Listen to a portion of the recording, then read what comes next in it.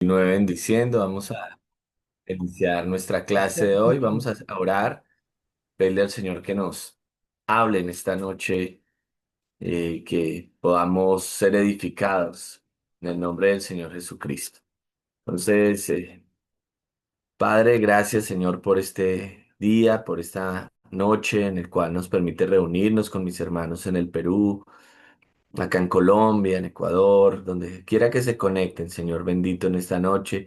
Pedimos que tú los ilumines y nos ilumines a todos para el conocimiento tuyo en la faz de nuestro Señor Jesucristo. A través de esta carta de Filemón podamos aprender más acerca de ti, acerca del perdón, acerca de la iglesia, Señor, que podamos ser edificados, fortalecidos en nuestra fe, Señor. Gracias por el MINS, gracias por mis hermanos en Perú, los coordinadores, todo el staff y quienes escriben también esta carta, Señor, estos cursos de esta carta, Señor. Gracias porque somos bendecidos, somos privilegiados, Señor, por la gracia tuya para conocer, Señor bendito, esta tu verdad, tu palabra. Quedamos en tus manos, Señor, en el nombre de Cristo Jesús. Amén y amén. Amén. Gloria a Dios. Bien, mis hermanos, estábamos viendo en la clase anterior el fundamento teológico del paradigma de perdón que nos es presentado en la carta a Filemón. Y veíamos unos principios que el apóstol Pablo presentaba y uno era la pertenencia, o sea, pertenecemos al Señor Jesucristo. No nos pertenecemos a nosotros mismos, sino le pertenecemos al Señor. Y nos pertenecemos los unos a los otros al ser cuerpo de Cristo. Cuando somos un cuerpo, se nos está presentando una imagen en la cual nosotros hacemos parte de ese conjunto de órganos que están interconectados íntimamente para el funcionamiento. Siendo la cabeza del cuerpo Cristo Jesús, por tanto, nosotros debemos tener una actitud, una conciencia de que pertenecemos al Señor, que le pertenecemos y nos ha hecho parte de su cuerpo, de su pueblo, en virtud de su obra magnífica en la cruz, de su sacrificio, de su obra vicaria en la cruz del Calvario. Entonces esto nos da el privilegio, nos da la potestad, el derecho de ser hechos hijos del Señor, de ser adoptados, de ser parte de la familia del Señor y de pertenecer a Él por la sangre de Cristo. Ahora ya no somos esclavos del pecado, sino somos esclavos por amor de Cristo. Somos esclavos de Cristo. Eh, Obedecemos al Señor Jesucristo. Somos parte de su pueblo, de sus hijos amados. Entonces, todos esos principios pues nos llevan a reflexionar de que no puede haber discordia entre nosotros. Todas estas figuras, toda esta verdad teológica nos está mostrando claramente que no tenemos ninguna excusa para rechazar a alguien que pertenece también a Cristo cuando todos pertenecemos al Señor. Entonces, siendo hermanos, siendo familia, pues tenemos esa responsabilidad. Y por eso es el paradigma y el aspecto teológico que se nos presenta en la carta en Filemón, la carta a Filemón. Ahora, vamos a ver que acá en el saludo se nos presentan también unos términos muy usados por Pablo, que son que nos muestran la filiación en Cristo, o sea, que hacemos parte de Cristo. Por ejemplo, hermanos, adelfos, creyentes, miembros de la comunidad cristiana, colaboradores, colega, compañero de trabajo en el Evangelio y compañero de milicia, soldado del mismo ejército en relación a la confianza. Esto lo vamos a encontrar entre el versículo 1 y el versículo 3. El uno y el 2 básicamente presentan estos saludos y nos muestra con todos estos términos que Pablo está usando que somos parte de Cristo, que somos miembros del cuerpo de Cristo, que somos compañeros de milicia, de la lucha, que somos colaboradores en esta tarea, en esta labor, en esta grey. Entonces, es lo que estaba avisando ahora de que son bases teológicas para el perdón. Ahora, en el sentido espiritual, la iglesia no es solo una organización social, o sea, el grupo de personas que se reúnen, es una familia en Cristo, somos la familia de la fe, somos hermanos, colaboradores y compañeros de milicia, como dice el versículo 1 y versículo 2 en el saludo e introducción de la carta.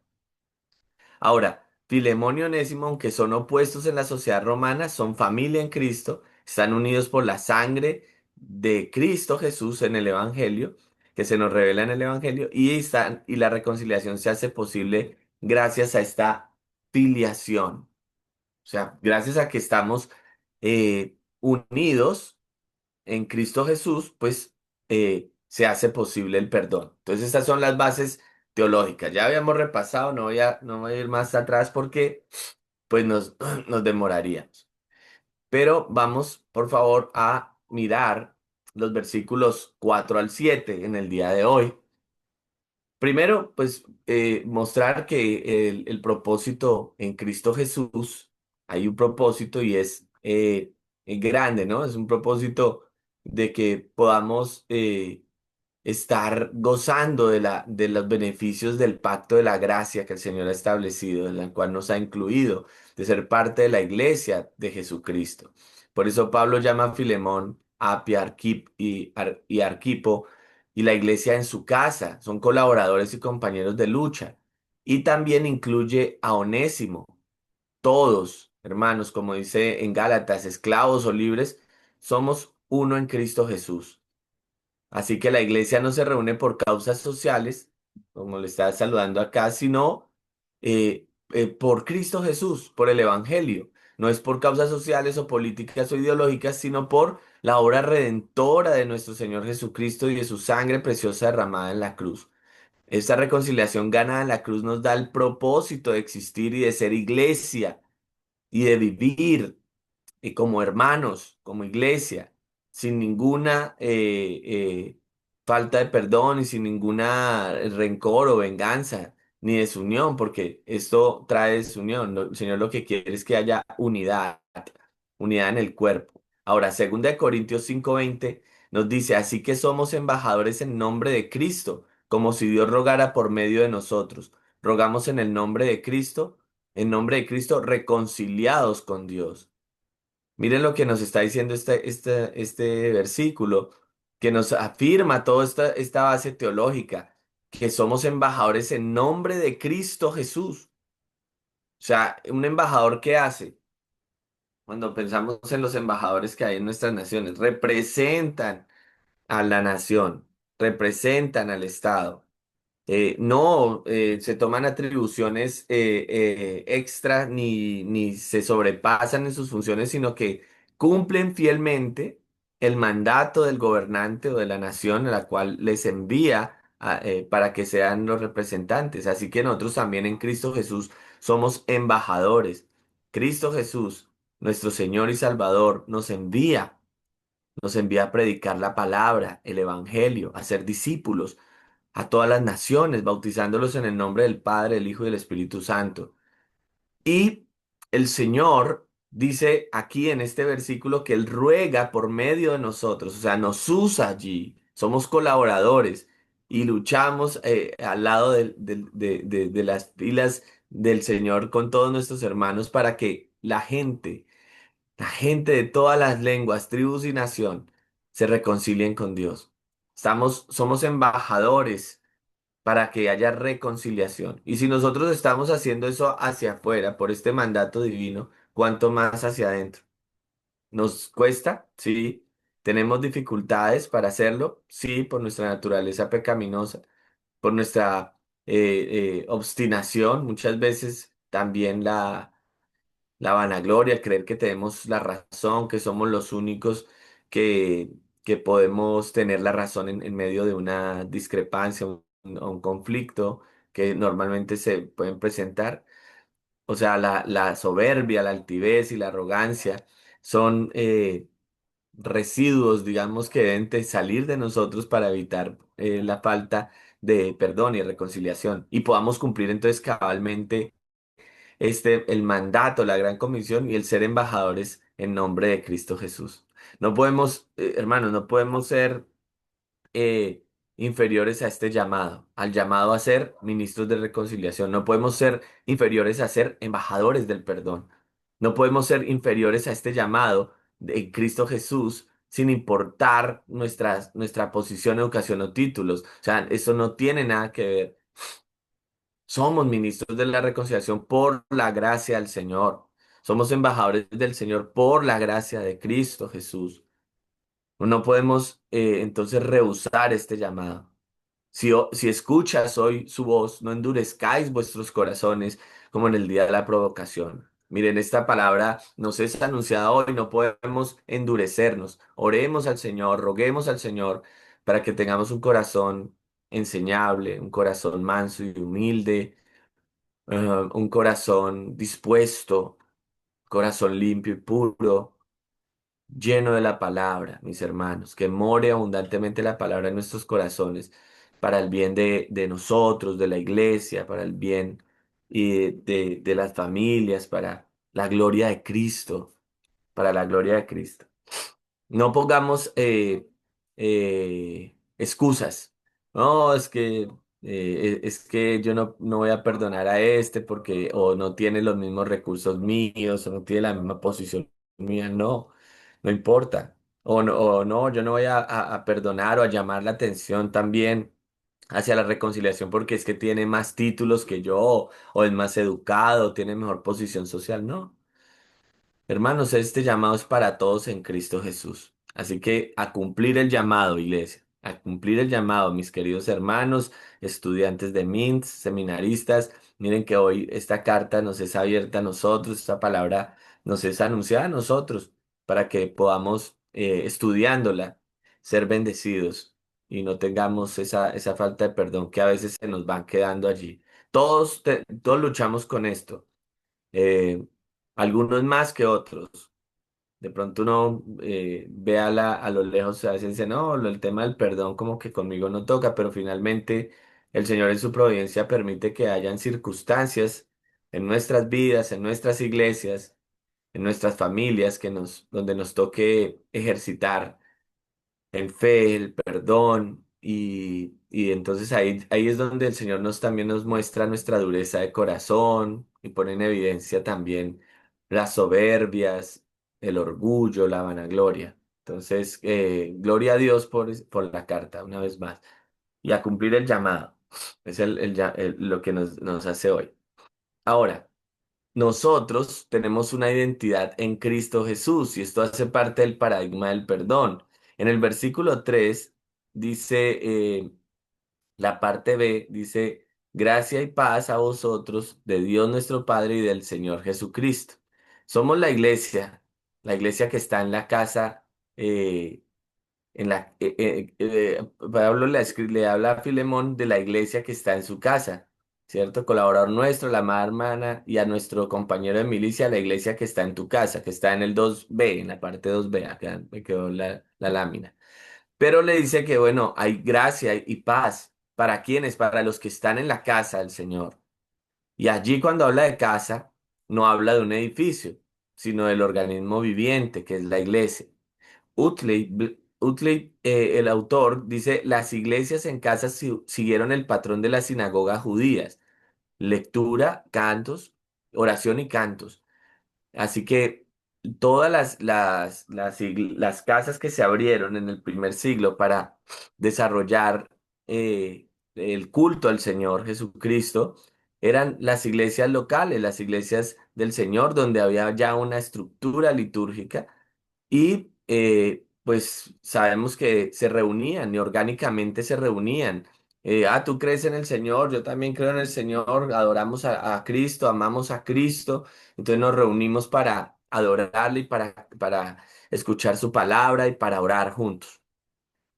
Hasta el siglo tercero, aunque hay algunos registros históricos de algunos edificios del siglo segundo, pues no había como tal edificaciones o templos como, como de pronto los tenemos ahora o conocemos ahora o tenemos algún tipo de referencia.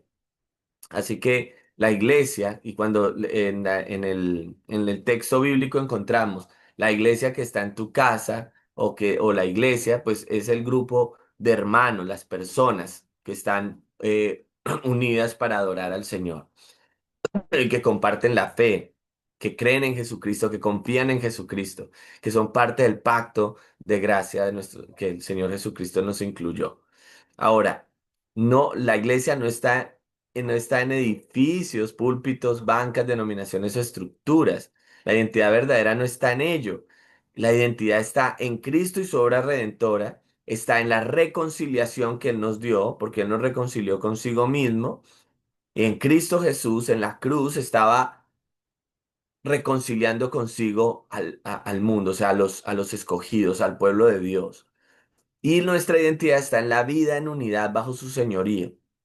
¿Qué identifica a la iglesia? La unidad bajo el señorío de Cristo. Cristo Jesús siendo la cabeza de la iglesia. Ahora, este modelo fue clave para la explosión del cristianismo en los siglos posteriores. O sea, la iglesia unida, la iglesia con identidad, la iglesia que orgánicamente se reunía, pues fue la que facilitó que el evangelio pues se expandiera y que la iglesia creciera. Ese fue, digamos, el modelo que orgánicamente el Espíritu Santo permitió en ese primer siglo y que facilitó el crecimiento de la iglesia. Porque había unidad y la unidad estaba centrada en el Evangelio. Y la unidad centrada en el Evangelio es igual a una iglesia dinámica, una iglesia viva y una iglesia misionera. Creo que yo en la clase anterior y bueno, en anteriores clases también he recalcado eso y un versículo que nos recuerda, ¿andarán dos juntos si no se ponen de acuerdo?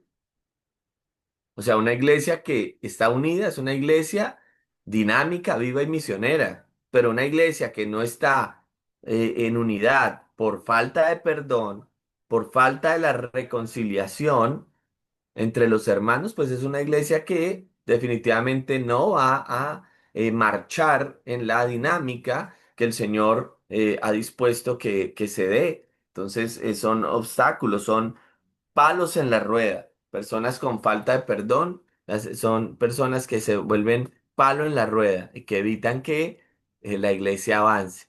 Entonces, la iglesia del siglo XXI, la iglesia de hoy, la iglesia en Perú, la iglesia acá en Colombia, en Ecuador, donde quiera que nos estén escuchando y vean este video, debe volver al modelo de filiación en Cristo, recordar que somos en Cristo, del propósito que tenemos en el Evangelio y de la identidad en la reconciliación.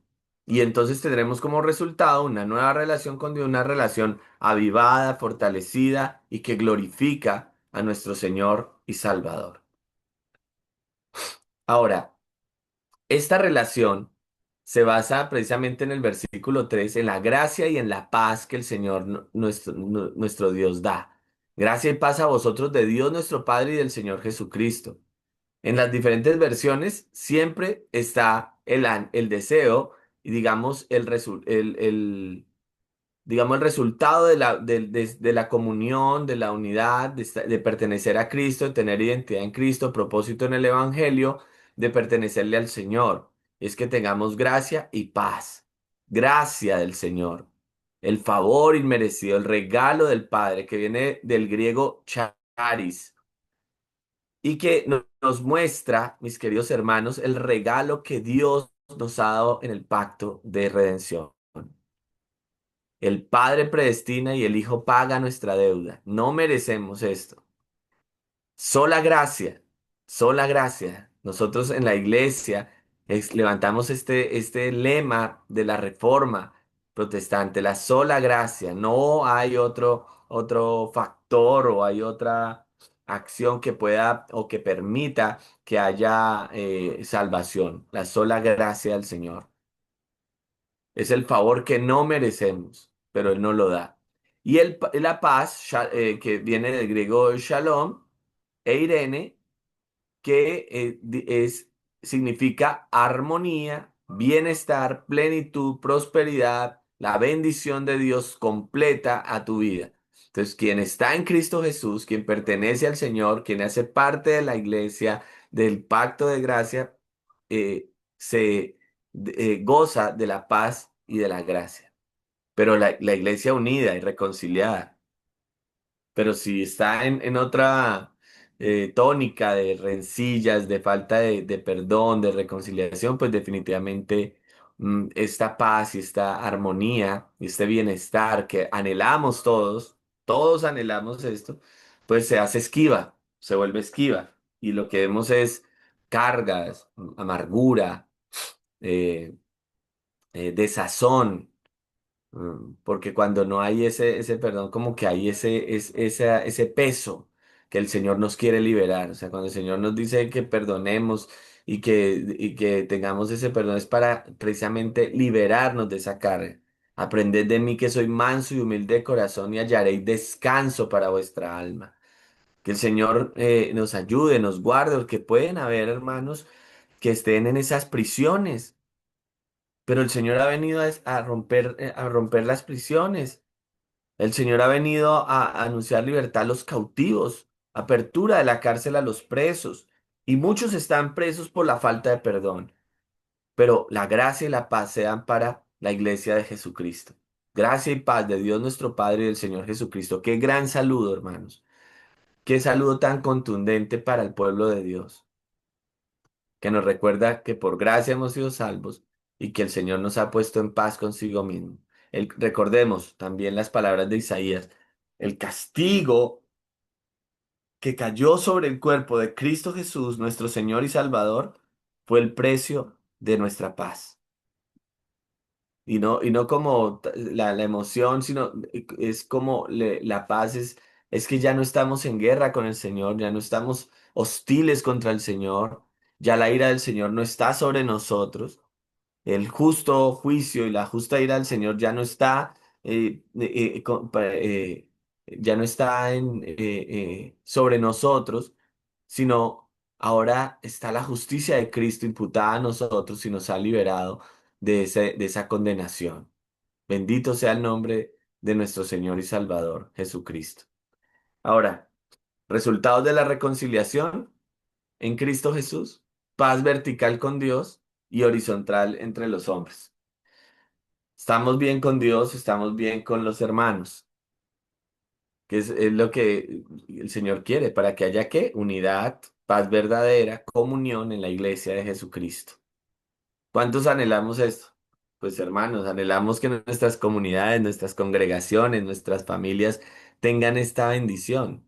Es difícil, o sea, repito, y por eso estamos estudiando este paradigma, por eso estamos llenándonos de la palabra, porque a veces no encontramos esa paz verdadera, esa comunión en nuestras congregaciones porque no hay reconciliación. Y para estar bien con Dios, hermanos, debemos estar bien con los hermanos, o sea, sería incongruente y el Señor no lo recuerda, ¿no? Si dices que tú no amas a Dios, pero no amas al hermano, pues es algo incongruente, mentiroso. El amor debe ser el que prime, que Dios nos ayude, que el amor de Dios venga por gracia a nuestros corazones y podamos nosotros con responsabilidad ejercer este fruto del Espíritu. Acá algunos comentarios. Hendrickson, por ejemplo, dice gracia y paz, convicción de reconciliación por la cruz verdadera y salud espiritual. John MacArthur, gracia, medio, paz, resultado. Relación entre el Padre, el Hijo, que afirma la deidad de Cristo. Sí, porque ahí el saludo es gracia y paz de Dios nuestro Padre y del Señor Jesucristo. Y la aplicación en la carta Filemón y Onésimo, de enemigos a reconciliados en Cristo. La paz de Dios sobrepasa el entendimiento, diferencias y hostilidades. Y hoy somos llamados a vivir en paz. Comentarios, dudas.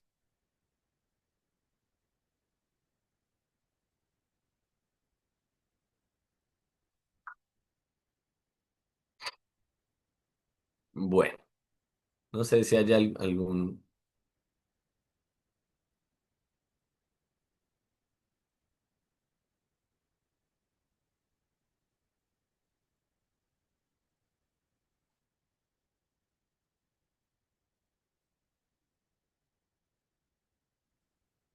Muy bien. Vamos a ver qué es necesario para la reconciliación.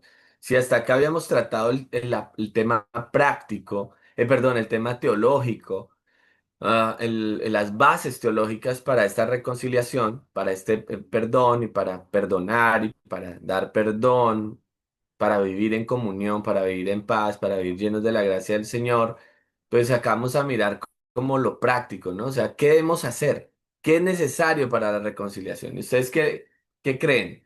Díganme por favor ideas.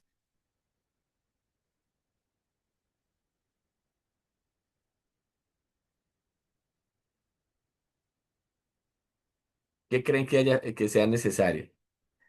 Bueno, vamos a ir a descubrirlo. Lo vamos a descubrir entre el versículo 4 y el versículo 7. Voy a Hermano, leer estos tres eh, versículos. Adelante. perdón, perdón, hermano. Yo creo que la forma o la situación de relación sería por medio de la oración, porque no hay otra forma de comunicar, hermano, con nuestro Dios. Amén. Sí, la oración, vamos a ver en los versículos y si la oración es un pilar fundamental para llegar a ese perdón, porque hay que orar Pas- y ya lo vamos a ver y profundizar en ello. Pastor. Sí, adelante. ¿Sí me escucha? Sí, claro, Osvaldo, te escucho. Ok. Mi punto de vista que para aportarle que es necesario para la reconciliación, según lo que encontramos acá en la carta de Filemón, creería que la intercesión y la meditación, ya que nos enseña muy claramente que Pablo actuó como mediador entre Filemón y Onésimo. Ajá. Y este acto pues nos muestra que muchas veces la reconciliación, dentro de una reconciliación es necesario que exista una tercera persona que ayude a entender o a unir estos inconvenientes. Mm, otra cosa que puede ayudar para que sea necesario para la reconciliación puede ser la humildad que se debe tener y la disposición, porque Filemón debía estar dispuesto a recibir a Onésimo, no con rencor, sino con amor fraternal, ya que esa reconciliación nos exige dejar el orgullo y nos exige que nos abramos al perdón. La otra es un temita que la verdad lo vi por allá en una denominación X de otro evangelio. Es el temita de la palabra restitución y reconocimiento de la falta.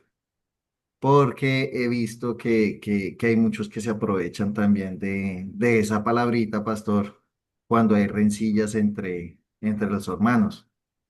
Obviamente que con el tema de la restitución, el reconocimiento de la falta, como lo hace Pablo, que reconoció que Onésimo pudo haber causado daño, Pablo se ofrece a cubrir la deuda. O sea, se dice que entre la reconciliación no se ignora el daño, sino que busca justicia y reparación. Entonces, otro punto podría ser que digo yo, indudablemente, ya usted lo ha repetido muchas veces, que el amor de nosotros como hermanos en Cristo, el amor cristiano, ese fundamento. Pablo lo deja claro de que él no utilizó su investidura de apóstol, sino que ruega, intercede con ese amor fraternal, ese motor que nos lleva a nosotros a que nos reconciliemos. No debe ser obligado, sino debemos poner primero a nuestro Señor Jesucristo eh, como, como, como parte fundamental. Y la más importante, que es la que muchas personas mm, fallamos en diferentes partes del mundo, es nuestra verdadera identidad en Cristo, ya que cuando se habla de reconciliación, eh, cuando nosotros hablamos de reconciliación, de perdón, puede existir la posibilidad que en Cristo ya no, pues obvio, ya no hay esclavitud, ya somos libres. Nos la enseña ahí en Filemón que pues en el caso de Onésimo ya no debía ser visto como siervo, sino como un hermano en la fe. Entonces, esos punticos son los que yo considero que de pronto pueden ser necesarios para la reconciliación, según lo expuesto por usted, pastor, en Sí, muy en bien, esta. porque tú recoges de lo que se ha dicho del fundamento teórico, teológico, y de lo que teóricamente está también esbozado en el curso, y lo que vamos a ir viendo versículo a versículo en la exposición del texto. Recuerden que les pasé también como un modelo de estudio de los pasajes, bueno, y eso lo utilizamos para hacer la exégesis. Y uno de de las formas de estudiar es a través del método expositivo, un estudio expositivo del pasaje, donde podemos ver versículo a versículo todos los elementos, por ejemplo, que tú has nombrado, que evidentemente están en la carta, que ya los hemos dicho, pero también que vamos a descubrir en la medida que vayamos avanzando. Excelente. Entonces, miremos, por ejemplo, qué elementos son necesarios para esa reconciliación, para ese perdón. Entonces, primero, considerar esto, que debe haber una conexión entre lo teológico y lo práctico, porque es posible tener clara la explicación teológica sobre el perdón y la reconciliación, pero no estar dispuesto a practicarlo. Eso es una realidad, hermanos. Hay un dicho acá no sé si los hermanos en el Perú también lo tengan, que dice que el cura predica pero no aplica. Se lo decían a los curas romanistas. Eh, pero básicamente suele suceder, ¿no? De que sabemos mucho, nos llenamos mucho de conocimiento, no es que estemos ignorantes del asunto, pero no lo practicamos, o sea, no lo llevamos a la praxis a veces por una mala teología, porque yo creo que una buena teología nos lleva a la buena práctica. Recuerden los principios y lo que nombrábamos, que ahora lo voy a volver a recalcar, la ortodoxia y la ortopraxis. Entonces, si hay una correcta doctrina, seguramente nos va a llevar a una buena práctica. Para los hijos de Dios, ¿no? Para los creyentes, porque a veces predicamos buena doctrina y tenemos buenos predicadores, buenos autores, personas fieles en la palabra, pero pues digamos, si no se han convertido, pues entrará la palabra por acá y saldrá por acá. Entonces no pasará absolutamente nada. Eh, pero bueno, o sea, esta es una cuestión que debemos siempre considerar, mis queridos hermanos, la conexión entre lo doctrinal y lo práctico, porque no podemos o sea, no podemos dar ese mal testimonio. Nos ha pasado, ¿sí? Porque alguno dirá, no, pero usted está diciendo esto, pero no ha hecho, no me ha perdonado. Alguien podrá estar viendo este video y de pronto tenga cosas contra mí o piense que yo tenga cosas contra la persona. Entonces, pues, esa es una realidad, la desconexión. Eso le pasa también en el ámbito la política, y en la parte también educativa, pedagógica. Pero pues en el ámbito eclesiológico, eclesiástico, en el ámbito cristiano no se debe permitir, o sea, no es congruente, no es posible, no debe ser porque no glorifica al Señor. Y recuerde que el principal propósito del hombre es glorificar a Dios y disfrutar de él para siempre, así que no podemos olvidarnos de esta realidad. Teología y práctica deben de ir de la mano. Ortodoxia, doctrinas correctas y verdaderas, nos interesa la veracidad de lo que creemos. Ortopraxis, enseñanzas enfocadas en la conducta correcta. La fe se vive en la práctica. Muéstrame tu fe por medio de tus obras. O sea, es la evidencia. Si yo tengo un correcto conocimiento, mire todo lo que estamos viendo ahí, pero no tengo una práctica cristiana, quiere decir que no estoy o creyendo o confiando o entendiendo lo que se me está explicando. A veces lo entendemos y usted le pregunta a alguien, le hace algunos cuestionamientos para evaluar su apropiación y evidentemente se han apropiado del conocimiento, pero no lo ponen en práctica. Quiere decir que o no confían o están tan endurecidos que creen que están en su verdad, como dice, se apoyan en su propia prudencia. Y de acuerdo también al texto de Richard Pratt Jr., construyendo su teología, la teología también debe insistir en la ortopatía, en los sentimientos, en conformidad con la voluntad de Dios, alegrías, desilusiones y enojo en de rendirse a Dios. O sea, yo debo tener ortopatía. ¿Por qué? Porque por ejemplo, mi enojo pues, es claro, se manifiesta, yo lo debo entender en mí, lo debo entender en mi hermano, en la fe, pero también debe ser rendido al Señor Jesucristo. También el gozo, bueno, y todas las emociones, todos los sentimientos que tenemos como seres humanos, que no podemos decir ortodoxia, ortopraxis, perdone. También hay que entender que el hermano ha sufrido, que el hermano está dolido, está triste, ¿cierto? Pero hay que invitarlo y llevarlo, conforme a las escrituras, a poner toda esa carga en el Señor. Todos los que estéis trabajados y cargados, vengan a mí y yo los haré descansar. ¿Mostrándole a quién? A Cristo. ¿Llevándolos a quién? A Jesucristo. O sea, no es tampoco un tema eh, de psicología o de influir en el pensamiento, modificarle su pensamiento o manipular sus sentimientos, sino llevarlo a la realidad, a que nosotros podemos colocar nuestras emociones, nuestros sentimientos a los pies del Señor Jesucristo. Entonces, recordemos ortodoxia, ortopraxis y ortopatía. Son las tres metas primarias de la teología.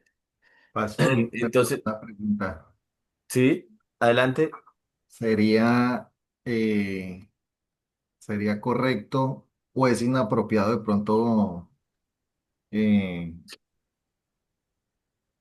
esto concluir o más bien sacar la siguiente afirmación? Entonces, que yo puedo decir que entonces con Filemón puedo decir que me muestra o me enseña cómo la teología se puede traducir a lo práctico. O sea, cuando hablo de teología, obviamente las verdades de Dios en Cristo. ¿Y cómo Ajá. lo traduzco a lo práctico? Pues las relaciones humanas que se deben tener de manera correcta. Correcto, sí.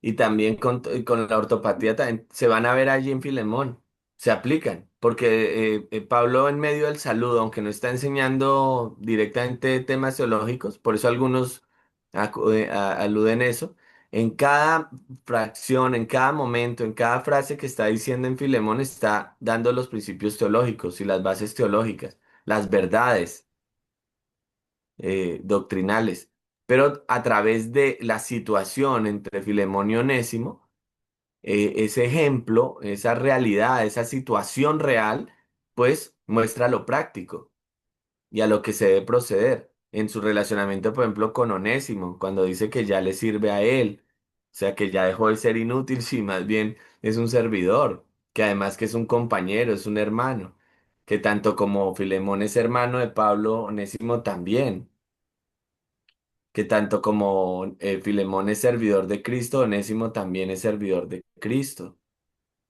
Hermano, Sí, eh, adelante, hermano David. discúlpeme, hermano. Yo estoy viendo una situación aquí dentro de la práctica. Sí, señor. Necesariamente tiene que haber dos personas, el ofendido y el ofensor. Ajá. Y debe haber una tercera persona estaba usted diciendo hace ratito, en este caso sería el Señor, porque Él daría la garantía de que realmente se ha hecho la reconciliación entre estas dos personas. En este caso, a Filemón y Onésimo también llegan a esto. ¿Y quién es el que garantiza todo esto? Pablo. Entonces, yo pienso de que debiera existir esas condiciones para una reconciliación cristiana, hermano. Sí, muy bien, hermano David. Sí, en el modelo se presenta eso. De hecho, en el curso, hay un curso de pacificadores que muestra precisamente que somos llamados a ser pacificadores. Bienaventurados los pacificadores. Somos el versículo que estaba citando de Corintios. Somos embajadores de Cristo y somos ministros de reconciliación. O sea, actuamos como mediador. Pablo actuó allí como mediador, pero como embajador de Cristo, porque el que finalmente nos llama a hacer esto es Cristo Jesús, no nosotros. Y de hecho no surge de nosotros, sino del mandato del Señor a que nosotros seamos pacificadores, de que seamos mediadores. de que busquemos la unidad de la iglesia, que busquemos el bien de todo, el bien común de la iglesia. O sea, ese es el llamado que nos hace. Y evidentemente lo que dices, hay un ofendido, hay un ofensor, a veces somos los ofendidos, a veces somos los ofensores, pero digamos que estamos preparándonos en en el seminario y en este curso especialmente para ser esos mediadores, para ser esos impulsores dentro de nuestra comunidad del mandamiento del Señor, reconciliados, perdonen las ofensas. O sea, somos ministros, es decir, servidores del Señor. Un ministro es un servidor del Señor. Entonces, por eso Pablo y lo que el hermano David está diciendo es muy correcto. Está exponiendo la ortodoxia, desarrolla su ortopraxis y ortopatía y muestra que la sana teología mantiene un equilibrio entre las tres metas, porque Pablo está funcionando allí como un mediador. Pero es que, digamos que el modelo, el paradigma que estamos mostrando, tanto la parte teológica como ya la parte, digamos, práctica o cómo hacerlo, pues nos muestra de que se puede utilizar en nuestras relaciones personales también de perdón y si tenemos que perdonar, aplicar este paradigma, pero también para ayudar a otros a que se reconcilien. Entonces, continuando, la reconciliación cristiana requiere unos elementos que son esenciales. Pasar de la ortodoxia a la ortopraxis y la ortopatía, o sea, pasar de que lo que sabemos ya, que pertenecemos a Cristo, que somos hermanos en Cristo, que hemos sido redimidos por Cristo, salvados, perdonados por el Señor, recibidos por el Señor, a que esto sea una realidad entre nosotros y que nos amemos verdaderamente como el Señor nos mandó que nos amáramos y que depusiéramos las armas de poner el corazón armado y endurecido para que logremos esta ortopatía. Y generar perdón requiere tolerancia y disposición a cargar una milla más. Debemos siempre buscar esto y también afirmarlo que es en la gracia del Evangelio, o sea que no es por obligación. Por eso Pablo le ruega a Filemón y le dice, no, que no quiero que sea por necesidad, o sea, por obligación de que le vaya a conferir el perdón o reciba a Onésimo, sino es confiando siempre en la gracia del Señor. Por eso el saludo, gracia y paz nos recuerda que de gracia recibisteis, da también de gracia. Ahora, el elemento número uno que vamos a ver que encontramos en el versículo 4 lo voy a leer, dice, doy gracias a mi Dios haciendo siempre memoria de ti en mis oraciones. ¿Qué es necesario para esa reconciliación? La oración, si lo dijo el hermano David, el hermano Osvaldo. Hermanos, orar. Nosotros debemos orar. La palabra acá en el contexto de la comunión, de la comunión verdadera entre los hermanos, es la gratitud, la acción de gracias, la acción de gracias. Pablo expresa gratitud por la obra del Evangelio en Filemón. No se ocultan sus emociones, sino que se comunican en oración. En oración hablamos al Señor, en oración venimos al Padre y ponemos todo delante de Él, nuestras necesidades, nuestros anhelos, nuestros deseos profundos, pero también nuestro arrepentimiento, nuestros sentimientos, cómo me siento, si estoy triste, si estoy alegre, si estoy herido, ahí en oración, hermanos. Y oramos por los que están ofendidos, oramos por los que nos han hecho daño, debemos orar ahí. O sea, hay que trabajar en la oración. También hay que desarrollar esto, o sea, eso no es como que, bueno, yo a veces hay hermanos que dicen, no, ayúdame a orar porque no sé qué orar en esta situación. No me salen las palabras. Puede estar tan herido, tan conmocionado, tan ofuscado que no tenga palabras. O tal vez se dé cuenta que cuando da las palabras está orando de una forma terrible o está pidiendo lo peor.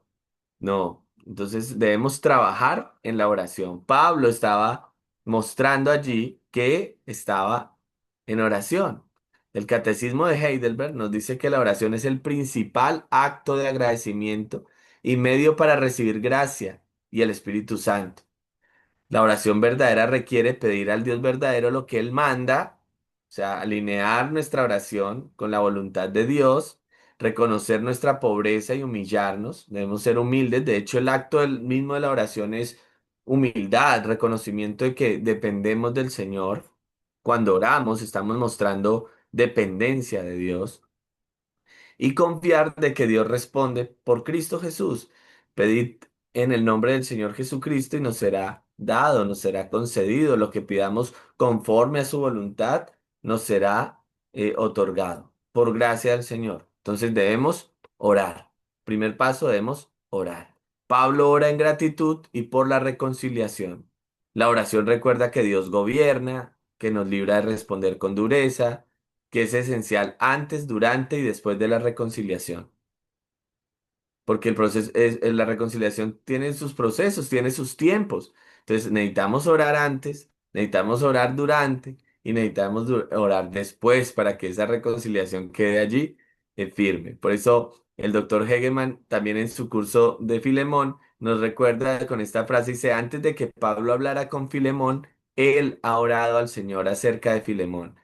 El consultar las cosas con Dios primero es un principio cristiano necesario, necesario.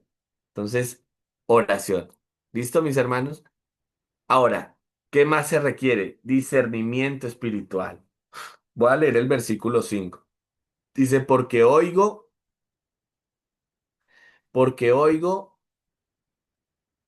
del amor y de la fe que tienes hacia el Señor Jesús para con todos los santos. Mire lo que está diciendo. Tienes amor y tienes fe. Amor por la obra de Dios, o sea, hay discernimiento de Pablo de que realmente está el amor porque está dando ese fruto. Y además confianza que es producida, fe que es producida por una vida de obediencia. O sea, Filemón es un hombre obediente, es un hombre lleno del amor, por tanto, solo falta que la reconciliación. Entonces, ahí están presentes, como señala Juan Calvino, los dos pilares del cristiano, fe en Cristo y amor al prójimo. Amor hacia todos, pero con prioridad hacia la familia de la fe, como dice Gálatas capítulo 6 versículo 10. Además, que el fruto del Espíritu es fe, amor, gozo, paz, paciencia, benignidad, bondad, mansedumbre y templanza. Bondad, fe, mansedumbre y templanza. Si son 9. Gálatas capítulo 5 versículo 22. Entonces, la fe y el amor evidencian la presencia del Espíritu Santo. ¿Qué discernía allí? O sea, debemos tener discernimiento porque estamos de pronto fungiendo como mediadores. Pues debemos discernir qué hay en esos hermanos. Tal vez uno sea creyente, pero el otro no sea creyente. Tal vez no sean creyentes, o tal vez sean creyentes. Entonces, de acuerdo a eso hay que discernir, pero ¿cómo discernimos? Mirando también su fruto, su evidencia, la evidencia de la presencia del Espíritu Santo en las personas. Antes de que usted y yo nos involucremos en la consejería de otros, asegurémonos de que Dios esté presente. ¿Cómo lo sabemos? Busquemos el fruto del Espíritu Santo. También nos dice el doctor Cornelio Hegeman. Miremos el fruto del Espíritu. El amor, gozo, paz, paciencia, benignidad, bondad, fe, mansedumbre y templanza. El testimonio cristiano no se oculta. Oigo, tengo noticias dice la nueva versión internacional. Doy gracias a Dios haciendo siempre memoria de ti en mis oraciones porque oigo del amor o tengo noticias del amor que tú tienes. O sea, le llegan las noticias a Pablo de todo lo que Filemón ya hacía. Entonces, la reconciliación exige practicar lo que creemos, amor y fe en acción. El verdadero discernimiento espiritual es aplicar los medios de gracia con sabiduría, con inteligencia espiritual, ese discernimiento que nos da el Señor también por gracia, para poder identificar las situaciones. Tercero, versículo 6, ejercitar la fe. Mire lo que dice Pablo en el versículo 6, para que la participación de tu fe sea eficaz. en el conocimiento de todo el bien que está en vosotros por Cristo Jesús. Pablo no solo alaba a Filemón, ora por bendiciones para él.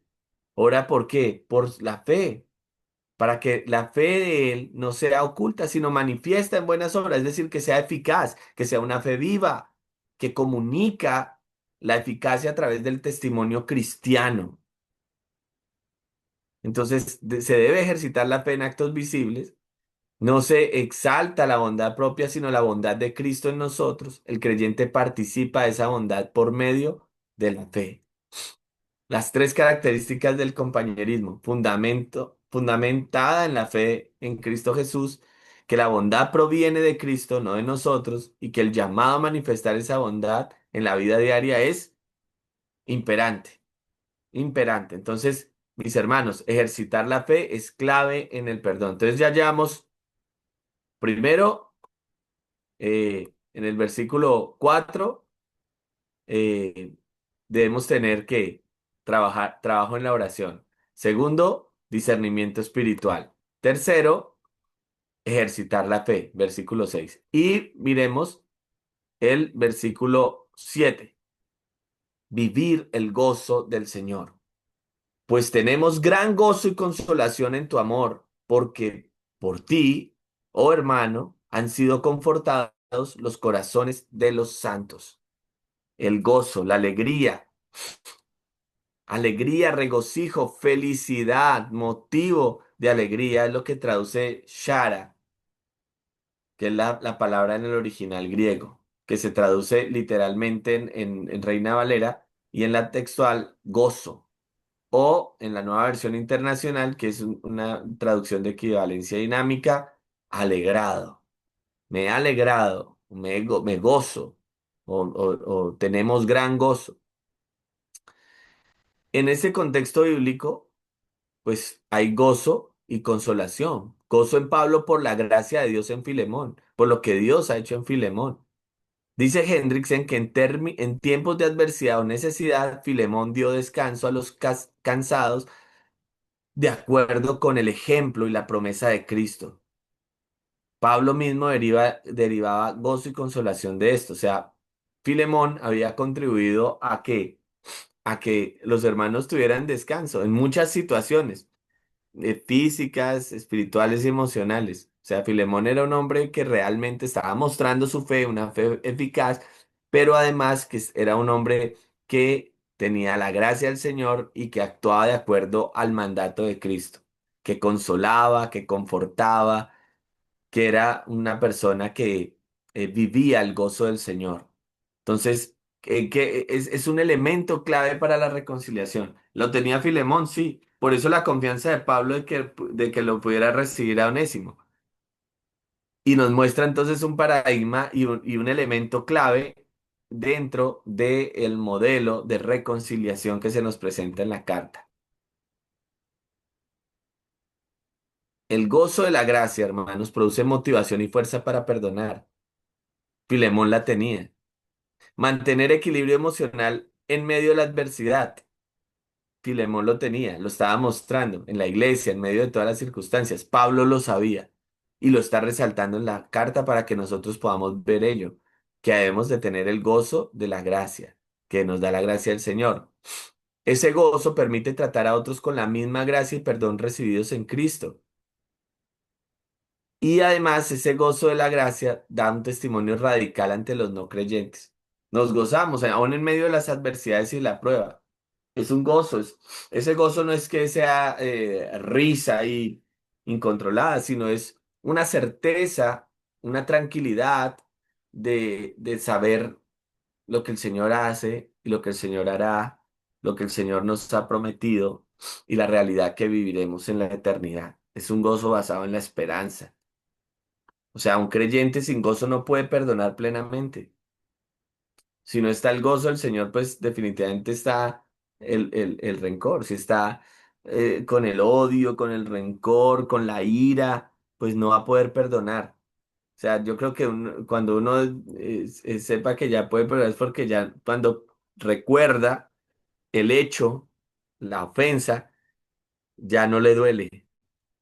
pero si todavía hay dolor y todavía hay ira, sientes ira, yo creo que todavía el perdón está en proceso o no has perdonado totalmente. Entonces, si sientes todavía esa ira, hace parte de eso. Hay que pedir al Señor que el gozo del gozo de Cristo, el gozo del Señor, que es nuestra fortaleza, hermanos, esté presente en nuestro corazón. El gozo es fruto de haber experimentado la gracia total de Dios. Solo quien ha sido perdonado por Dios verticalmente, o sea, en la relación con Dios, transmite gracia y gozo en sus relaciones horizontales. Por eso debemos recordar y mirar el fundamento teológico y doctrinal del perdón que Dios nos ha dado por medio de nuestro Señor Jesucristo y su sacrificio en la cruz, que aun siendo pecadores, Cristo murió por nosotros. Ahora, para finalizar, las realidades de la oración, la fe, el amor, la bondad, la alegría acompañan la extensión del reino de Dios. Queremos que crezca la iglesia. Yo creo que todos los que estamos en esta sala queremos que el reino del Señor se extienda. Queremos que el evangelio crezca, que la palabra corra abundantemente. Todos, hermanos, pero si no hay perdón va a ser difícil. La falta de perdón es un palo en la rueda. Así que se requiere, hermanos, se requiere para el perdón de los pecadores, la oración, la fe, el amor, la bondad, la alegría, el gozo. Se requiere para el perdón de los pecadores, para la libertad de los siervos de Dios, para que gocemos de esa libertad, que las cadenas se rompan y también para que la iglesia sea edificada, crezca y se fortalezca, hermanos, porque se edifica, pero esa edificación no solo es crecimiento, pero también protección. Porque una iglesia que aplica el principio y está reconciliada con Dios, pero también con los hermanos, es una iglesia que, hermanos, es protegida de las acechanzas de Satanás. Porque el enemigo anda como león rugiente buscando a quien devorar y buscando colocar más odio. El enemigo busca que haya más odio, haya más división, que haya violencia. Porque a veces esa falta de perdón trae violencia con palabras, con hechos, peleas y hasta homicidios, cosas terribles que ocurren. Y aún entre cristianos, o sea, es que no estamos, precisamente esta palabra es para nosotros, nos exhorta hoy a nosotros, porque con ira hay personas que sufren y son violentas en su accionar. Entonces vemos peleas entre hermanos. Recuerdo eh, me contaron recuerdo que me contaron la anécdota de unas líderes de una iglesia que tenían rencores, tenían sus disputas, sus discrepancias, sus contradicciones, y en medio de todas esas discrepancias y contradicciones se dijeron palabras, y se mezclaron temas de ministerio, y un día, en una reunión, se agarraron a golpes.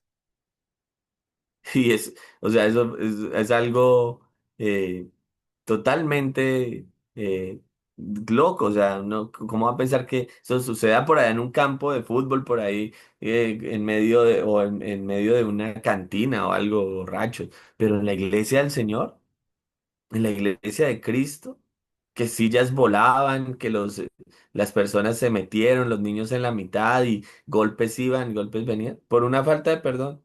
¿Y quién se ponía ahí feliz? ¿Satanás? ¿Qué dicen los incrédulos? No, mire allá, semejante relajo, semejante trifulca. ¿Qué gloria traerá esto a Cristo? Nada, nada, mis queridos hermanos. Eso es algo abominable.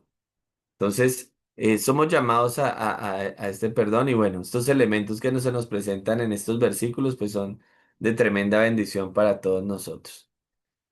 Muy bien, mis hermanos, no sé si hayan comentarios, dudas.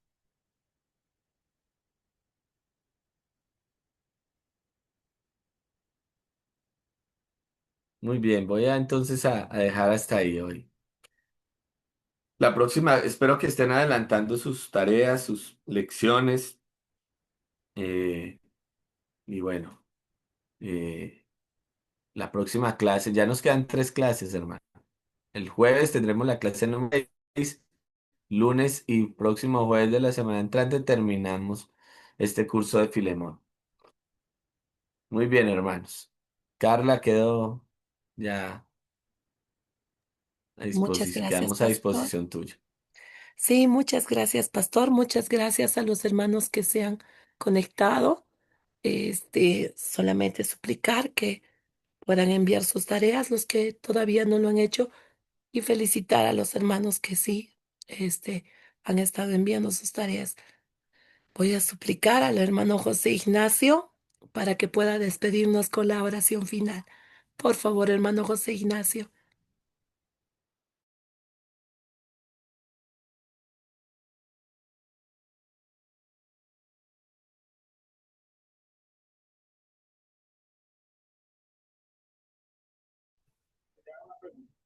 Aló, ¿sí me escuchan?